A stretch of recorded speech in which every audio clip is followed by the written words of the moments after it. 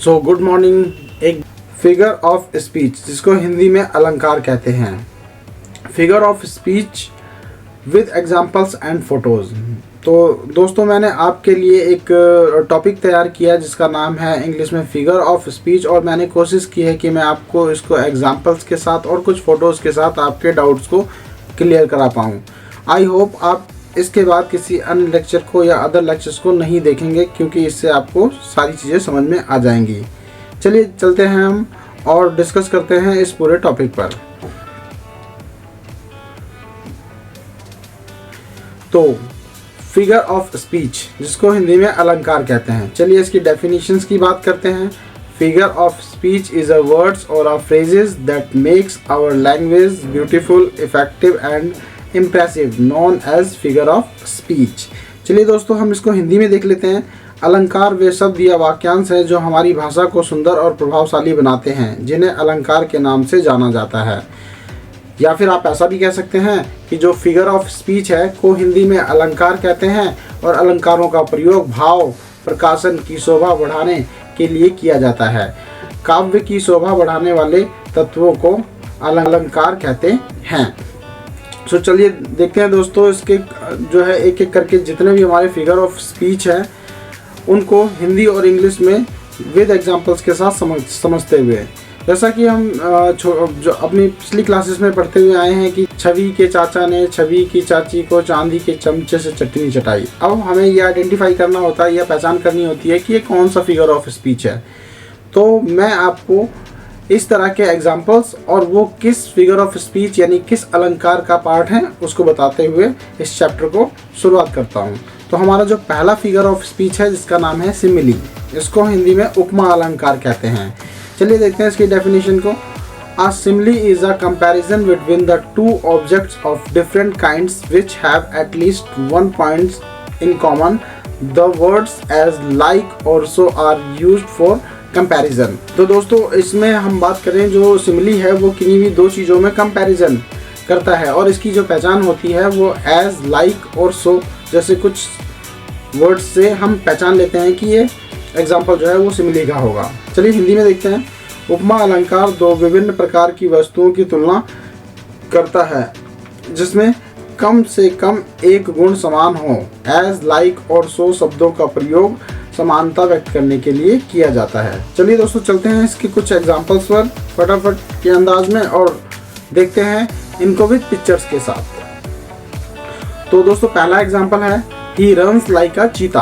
तो वह चीते की तरह दौड़ता है। यानी यहाँ पर जो पिक्चर्स आपको दिख रही है हुसैन बोल्ट को कंपेयर किया गया है चीते से। और अगर हम इंग्लिश सेंटेंस की बात करें तो इसमें लाइक और हिंदी में बात करें की तरह, तो एक कंपैरिजन को दिखाता है। तो यहाँ पर एक रेसर यानी हुसैन बोल्ट को चीते के साथ कंपेयर किया गया है। चलिए दूसरा एग्जांपल देखते हैं। The little Chhavi is cute as kitten. यहाँ पर छोटी छवि बिल्ली के बच्चे की तरह प्यारी है। यहाँ पर ये जो बच्चा है एक्चुअली मेरा ही बच्चा है, और ये जो बिल्ली है इससे इसका कंपैरिजन किया गया है। चलिए देखते हैं इसका third example. Swim like a fish. मछली की तरह तैरना। यानी यहाँ पर जो है इसमें भी आप देखोगे लाइक, यानी ये जो शब्द है स्विम और फिश इन दोनों का कंपैरिजन दिखाता है। यानी मछली की तरह तैरने की बात होती है, यानी लड़के को मछली की तरह तैरना चाहिए, इस तरह से बात की गई है, कंपैरिजन दिखाया गया है। आफ्टर द एग्जामिनेशन, यानी हमारा एग्जाम्पल नंबर 4 देखें। After the examination students felt like as light as a feather. यानी कि एग्जामिनेशन के बाद यानी परीक्षा के बाद विद्यार्थियों को पंख के समान हल्कापन महसूस हुआ। जैसा कि एक विद्यार्थी, और ये इसका कंपैरिजन पंख के साथ किया गया है। तो इस तरीके से हम बात कर सकते हैं उपमा या सिमिली फिगर ऑफ स्पीच या अलंकार की, जिसको आई होप आप अच्छी तरीके से समझ गए होंगे। चलिए चलते हैं दूसरे फिगर ऑफ स्पीच पर। तो दोस्तों दूसरा फिगर ऑफ स्पीच जो है वो है alliteration.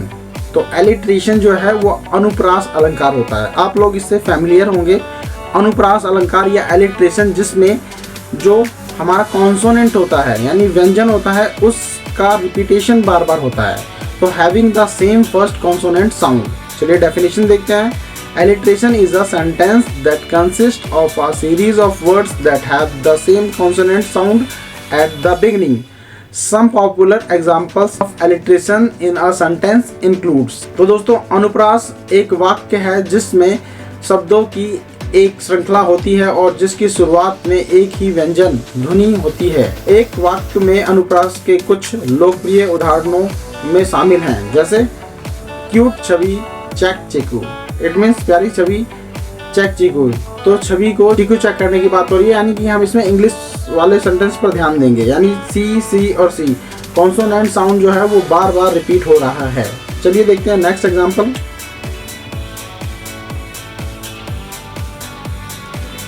Examples number 2, who could cook the cookies. दोस्तों आप हिंदी पे मत जाना, क्योंकि जो हम सीख रहे हैं या सीखने की कोशिश कर रहे हैं वो इंग्लिश सीख रहे हैं, इसीलिए जो हमें सेंटेंस देखना है वो इंग्लिश देखना है। यहाँ पर हु कुड कुक कुकीज, यानी कौन कुकीज़ को कौन पकाएगा। तो यहाँ पर सी एंड सी बार बार जो कॉन्सोनेंट सी है वो बार बार रिपीट हो रहा है। तो आई थिंक आपको ये समझ में आ गया होगा।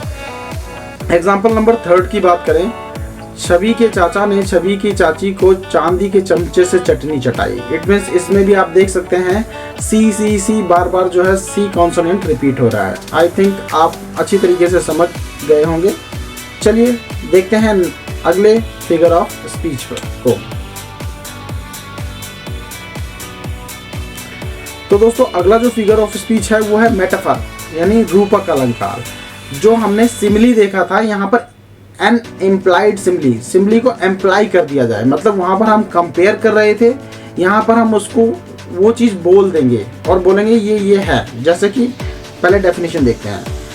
इन metaphor the things compared as treated as one and the same and other words of comparison as like or so are not used।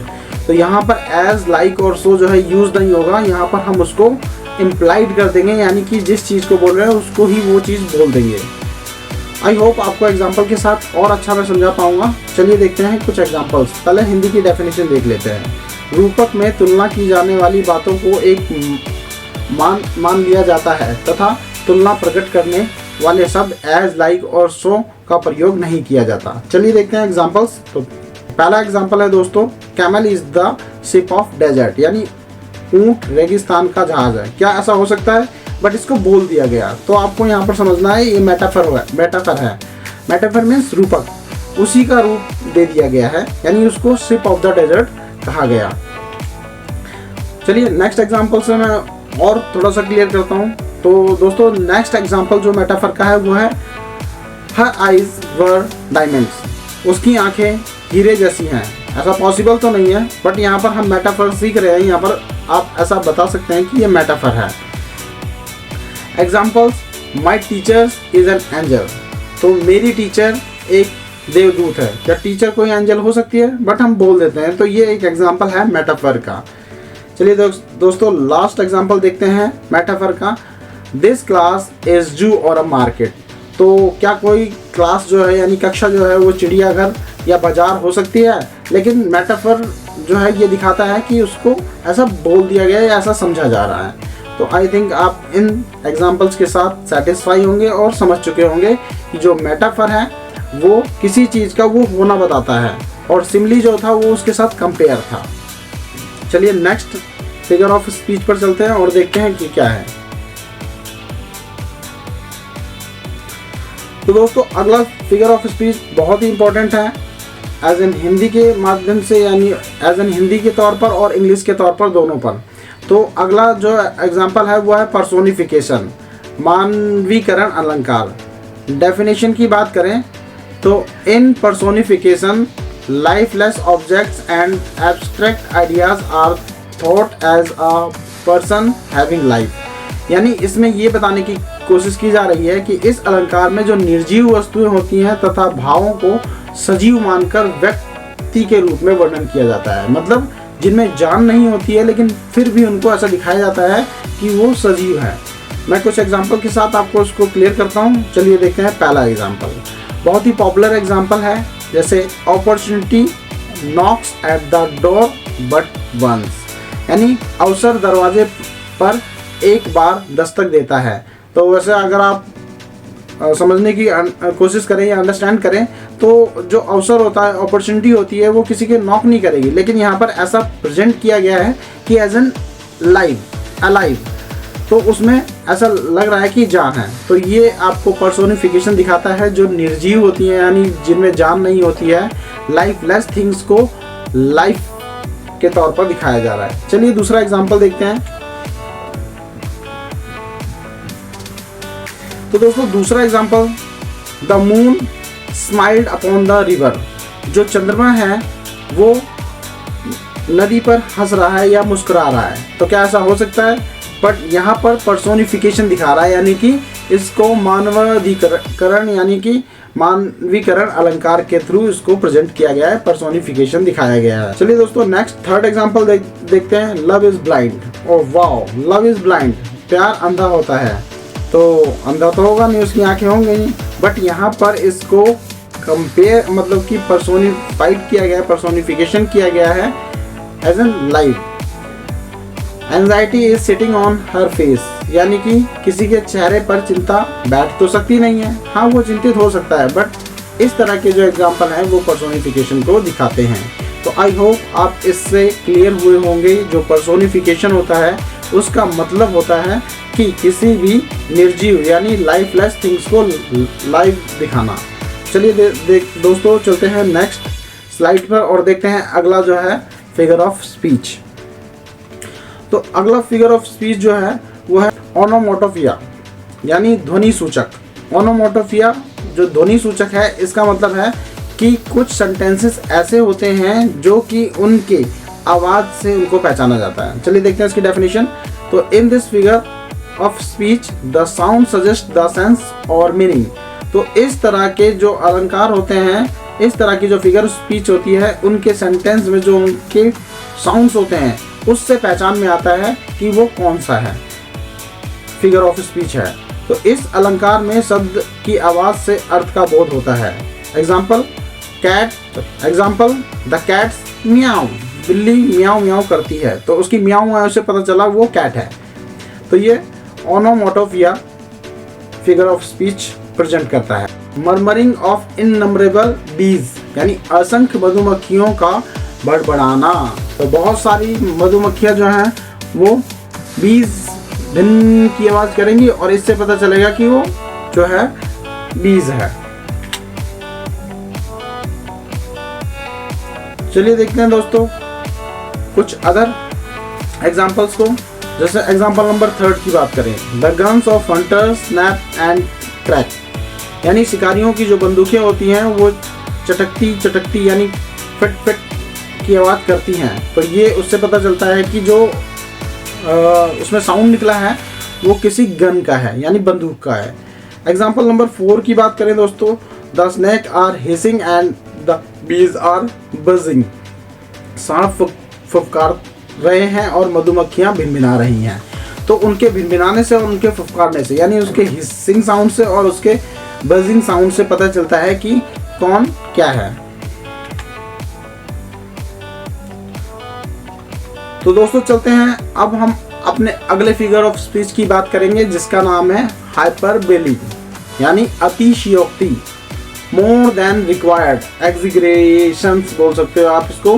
Hindi में जब इसकी कहावत पढ़ते तो हनुमान की पूंछ में लगन न पाई आग, लंका सगरी जल गई, गए निशाचर भाग। इस तरह के कुछ हमने हिंदी में पढ़े थे। चलिए देखते हैं हम कुछ इंग्लिश एग्जाम्पल्स लेकर के। डेफिनेशंस की बात करें तो in hyperbole things are shown as greater or less better or worse than the really are, यानी कोई भी चीज़ कितनी अच्छी या बहुत ज़्यादा अच्छी दिखाई जा सकती है और ख़राब और बहुत ज़्यादा ख़राब दिखाई जा सकती है, यानी कि बढ़ा चढ़ा करके बात करना।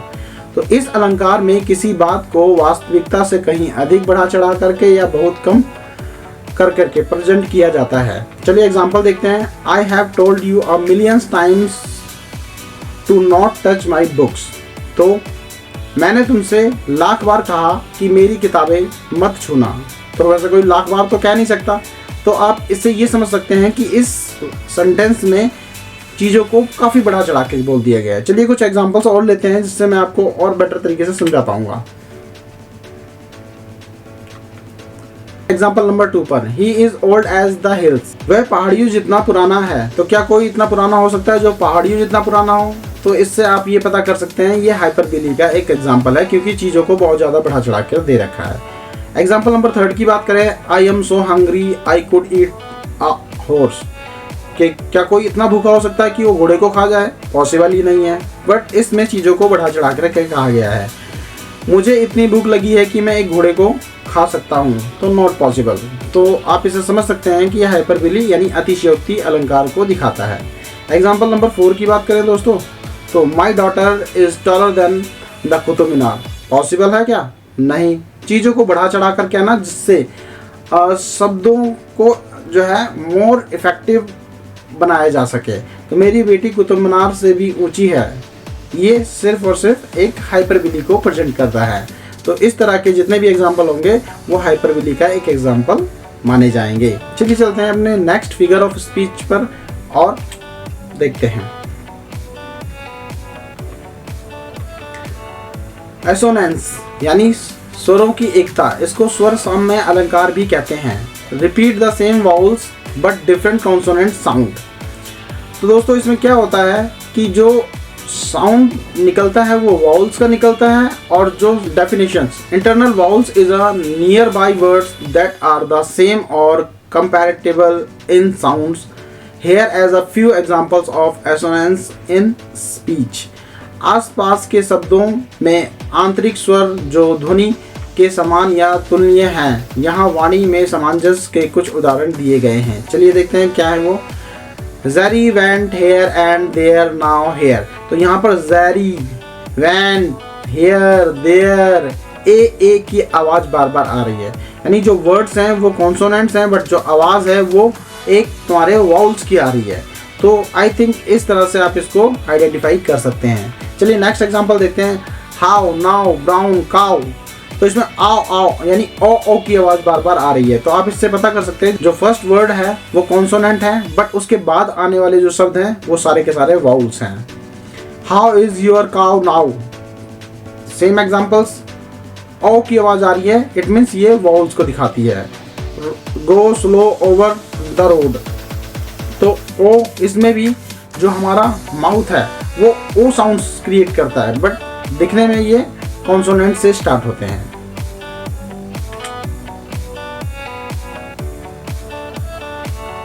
दोस्तों चलते हैं आयरनी। आयरनी का मतलब होता है विडंबना। विडंबना मतलब ऐसा माना जाता है कि मेरा तो भाग्य ही ऐसा है। चलिए देखते हैं इसको, इसमें क्या रहेगा।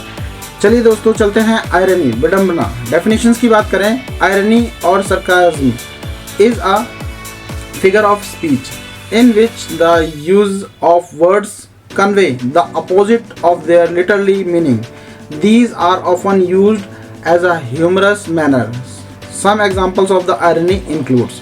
तो दोस्तों अगर हम बात करें आयरनी के बारे में, यानी व्यंग या व्यंग भाषण का एक अलंकार है जिसमें शब्दों का प्रयोग उनके शाब्दिक अर्थ के विपरीत बताता है।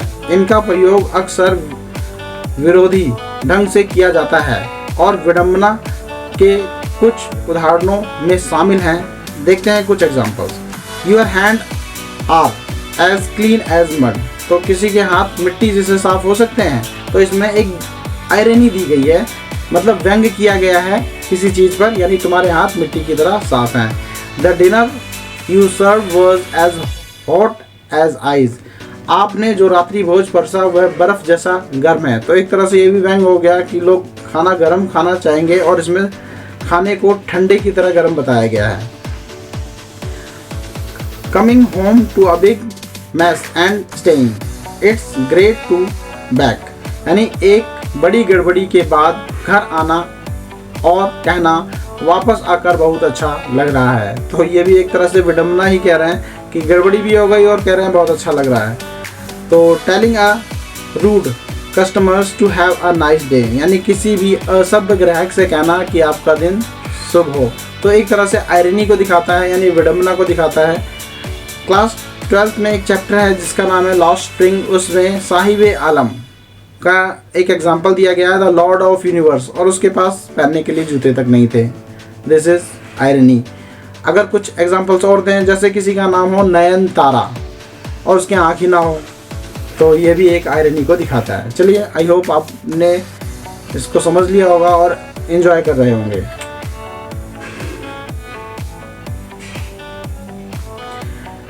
एपोस्ट्रोफे, एपोस्ट्रोफे का मतलब होता है संबोधन।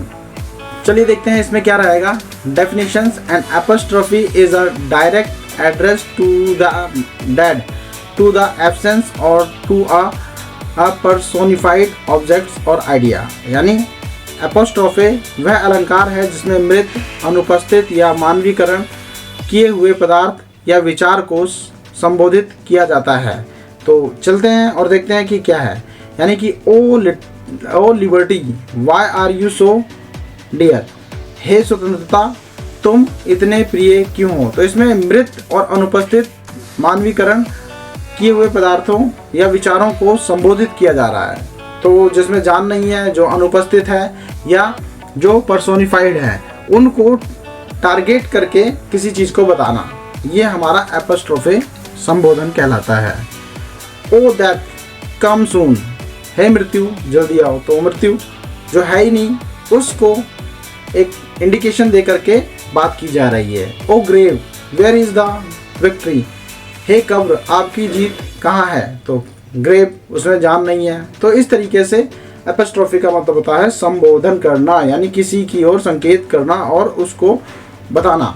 चलिए देखते हैं नेक्स्ट जो हमारा फिगर ऑफ स्पीच रहेगा वो क्या है।